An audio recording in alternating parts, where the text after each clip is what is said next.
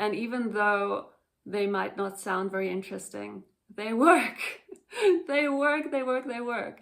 And you might think, oh, it's really hard to believe. Well, I would suggest try it. If you're in a freeze response and you feel like you want to do so many things, but you feel stuck and frozen, try those 4 steps that I've just shared with you, and then let me know how it goes.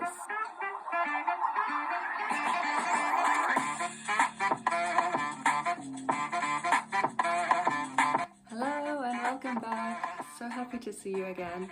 So today I want to talk about the freeze response, and the freeze response is one of the most interesting ones. The other ones, just to mention them quickly, is fight and flight. And some people also talk about a fawn response, which I'll also be talking about in a future video. But today is just about the freeze response.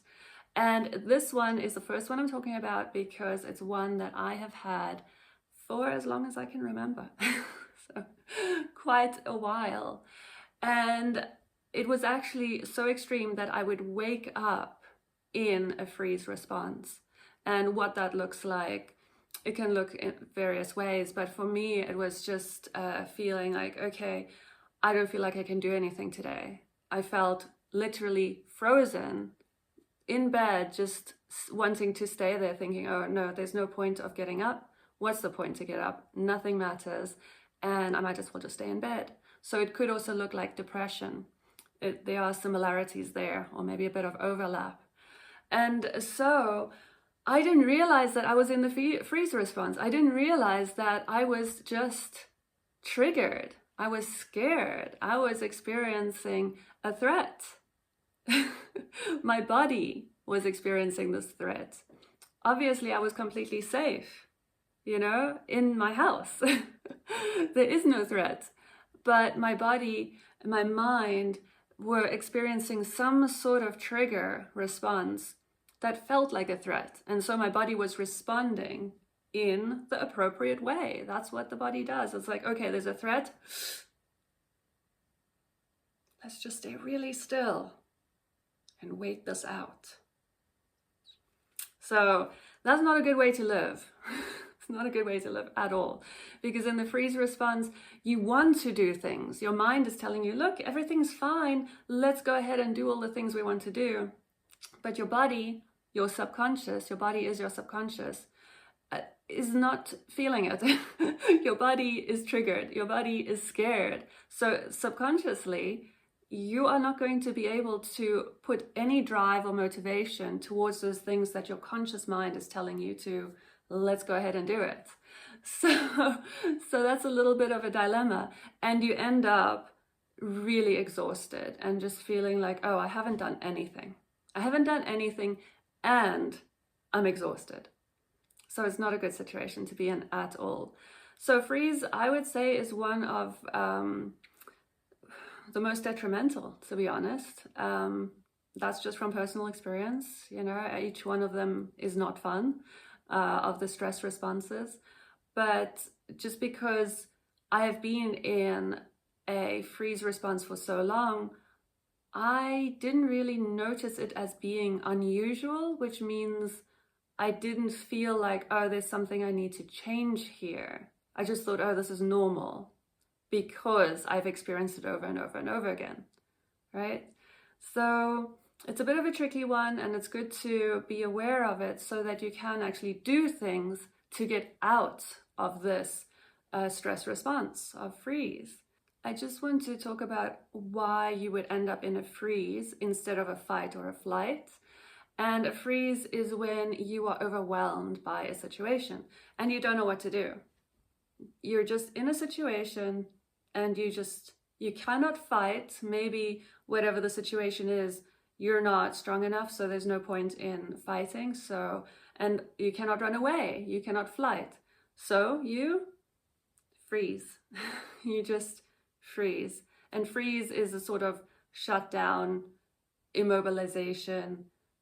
You just stop. You just stop. And so the freeze, that is usually something that comes from childhood situations, childhood trauma, where you just felt so small, so incapable, so insignificant, that you didn't feel safe to express yourself, you couldn't do what you needed to do, you couldn't fight or flight. It could be as simple as just not knowing how to do your homework. Maybe maths was totally overwhelming for you when you were a little kid and you just didn't know what to do. And maybe your parents were busy or they were not available and they couldn't help you out, or you couldn't ask them, and you just felt so overwhelmed. You felt helpless, and that could be a freeze response because you just didn't know what to do.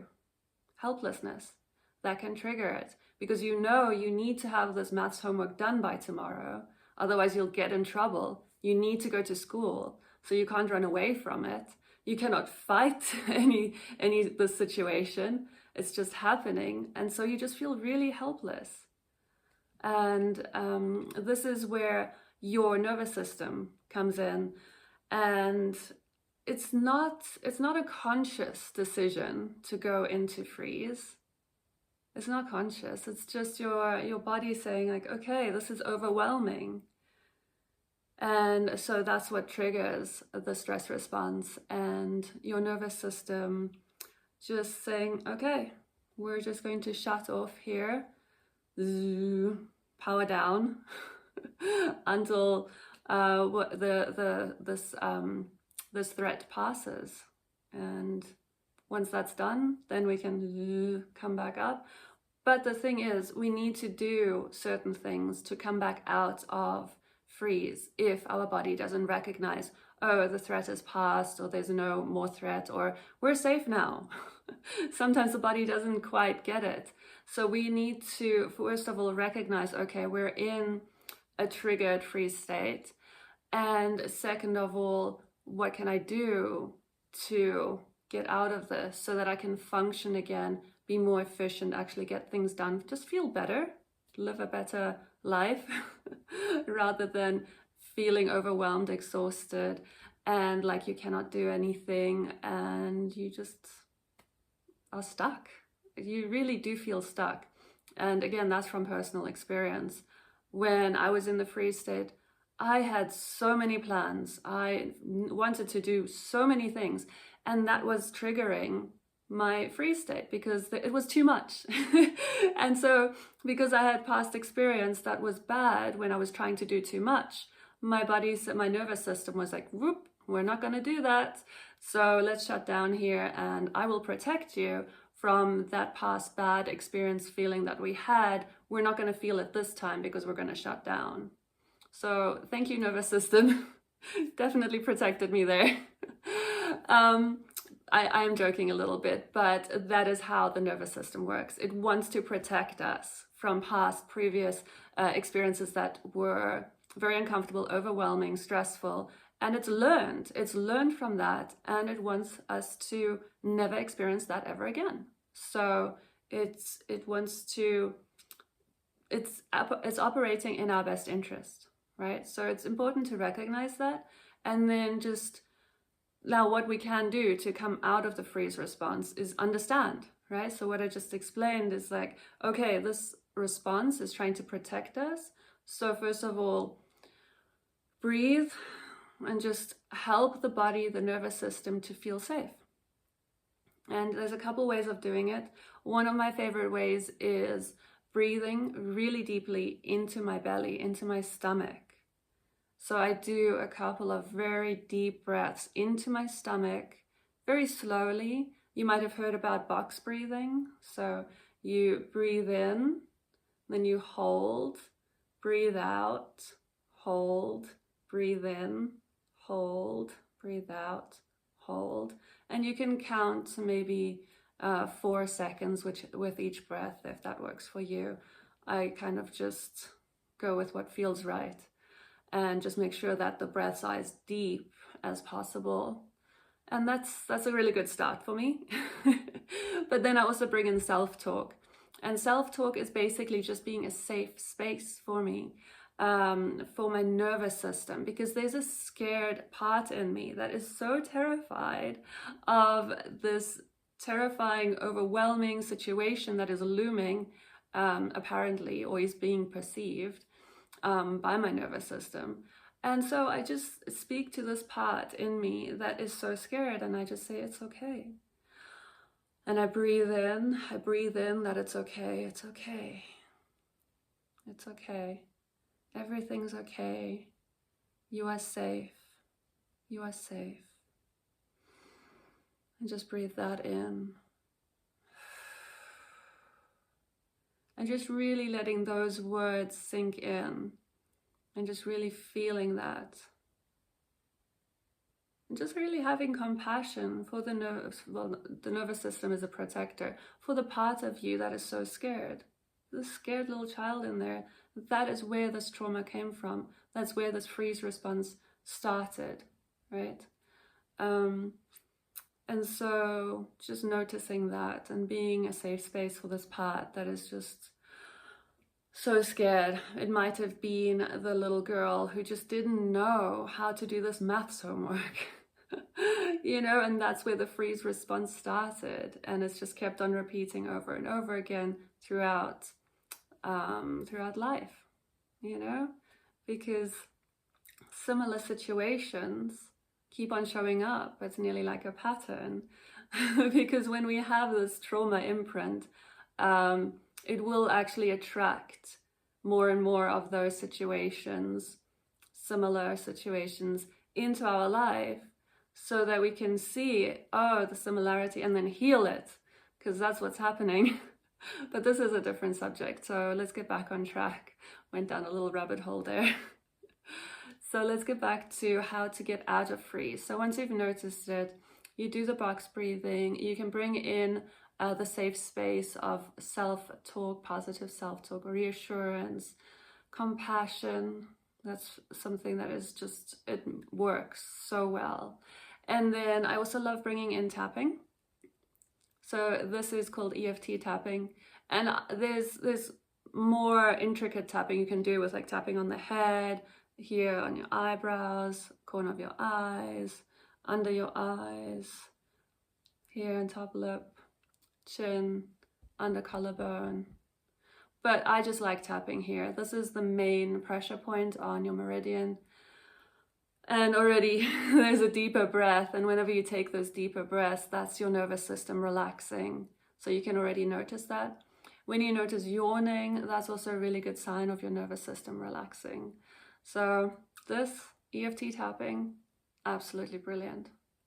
And that's just to send a message, a mechanical message to your system to say, we're safe. We're safe.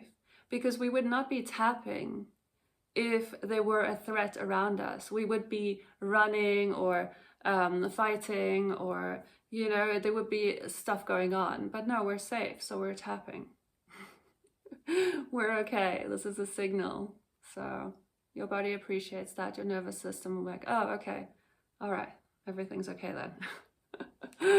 So that's very useful as well. And there is one more that I want to share with you now that I really enjoy and has actually been a game changer for me. So after doing those 3, or maybe I just do 2 of them, it depends. Then I will go into this 4th action, and this is actually action, but it's not like, okay, let's do all the things, but rather it's just taking one small step. And this might not sound very interesting to you, but it is so important because your nervous system has just been triggered and you're trying to calm it down. So you don't want to overwhelm it again by just launching off doing a lot of things. No, you just need to ease yourself back into it, depending on how serious your freeze response is. But mine was pretty intense. So it was very important for me to take it step by step. And it was so difficult because I also had a pattern of needing to do everything yesterday. So I had to learn to slow down and just do one thing. And this one thing might just be watering the plants. And the other thing might just be making a cup of coffee. And then the next thing might just be cleaning a surface or washing the dishes. So those are the sort of things that have absolutely been a game changer for me. And even though they might not sound very interesting, they work. They work, they work, they work.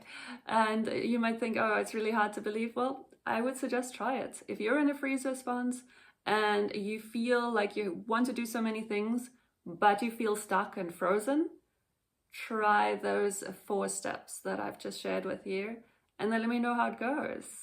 You can let me know in the comments. I'd love to hear from you. And if you have anything to share on your freeze response and your experiences, feel free to let me know as well. I'd love to know. And if you've enjoyed this video, then I look forward to seeing you again next time. Subscribe, like, share, and see you soon. Bye.